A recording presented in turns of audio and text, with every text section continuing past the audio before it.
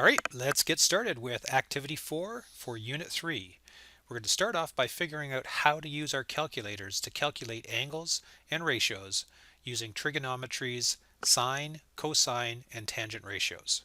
Now, not all calculators work the same way. I'm going to use the Windows 10 calculator as an example, but you need to figure out how your calculator works. Now, calculators either calculate our trig ratios in a forward manner or in a backward manner.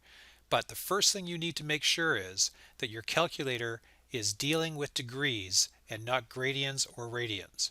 So on the Windows 10 calculator, right here I can click on DEG, which stands for degrees, so I'm in the right mode right now. But if it had RAD, which stands for radians, or GRAD, which stands for gradients, I need to make sure that I correct that. So your calculator needs to be in degree mode. Now, if you have a calculator that works in a forward manner, to calculate a ratio, you need to press the sine, cosine, or tangent button first, and then type in your angle. If you have a calculator that works in a backwards fashion, then you type in the angle first, and then type in sine, cosine, or tangent. So let me show you what I mean using the Windows calculator. I'm in scientific mode, and I make sure that I'm in degree mode as well too. The first one is asking us to calculate the sine of 35 degrees. So on a Windows calculator, I could type in 35 and then under the trigonometry drop-down, select sine, and it does the calculation for me. That means that the Windows 10 calculator is a backwards calculation calculator. I have to type in the angle first and then press either sine, cosine, or tangent. Now, you'll notice that when I calculated the sine of 35 degrees, my answer is 0.5735764363 and so on. When you are writing down your answers, you need to keep 4 decimal places, and that's very important. Rounding will cause a lot of errors in your calculations, and by keeping 4 decimal places, you'll make sure that you avoid most of those errors. So my answer for the first question is going to be 0.5735, and the next digit is 7. Now remember, we're only going to keep 4, and because this is a 7, we have to round the last digit up to a 6. So my answer will be 0.5736 is going to be the 4th digit. Let's figure out the next one.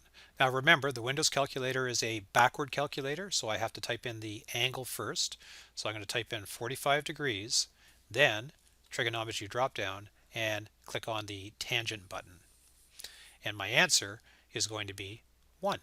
The next one, we're going to type in 18, the trigonometry drop down, and then sine. And my answer for this one is going to be 0.3090. The next digit is a 1, so I don't have to round that last 0. So I will keep my answer as 0.3090. Go ahead and try to calculate the other 3, and I'll come back with the answers. All right, let's see how you made out. Now, we left off at sine of 18, so the next one is cosine of 88. So we're going to type in 88 and drop down, click on the cosine button, and we get 0.034899, which means that we have to round the 8 up to a 9. The next one is the cosine of 60 degrees. So I type in 60 first and then cosine, and the answer is 0.5. And because it's just 0.5 and there's no other numbers there, you can leave it as 0.5. But if there were other numbers, you would need to make sure you write them in. Next, we're going to find out the cosine of 75 degrees. So type in 75, drop down, and cosine. And we get 0.2588, and the next number is 1, so we don't have to do any rounding. And next, we have the tangent of 38, and we get 0.78128, which means we have to round that up to a 3. So 0.7813 is the answer for that one. And finally, we have the sine of 7 degrees, and we get 0.12186, which means we have to round the 8 up to a 9. So now that we have calculated all of our sine ratios and cosine ratios and tangent ratios, let me show you what this is actually going to help us with.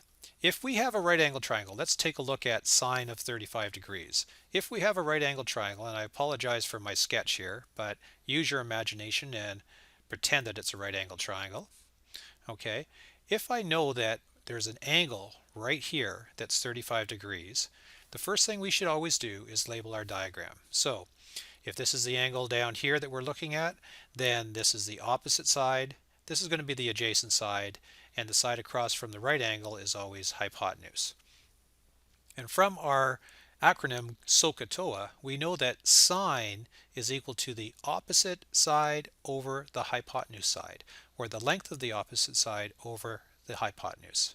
How is this going to help us? Well, if we're given a right angled triangle and we know one of the angles, and let's say that we know that h, or the hypotenuse, is 10, and we're asked to figure out what the opposite side is, then we can use our trig ratio.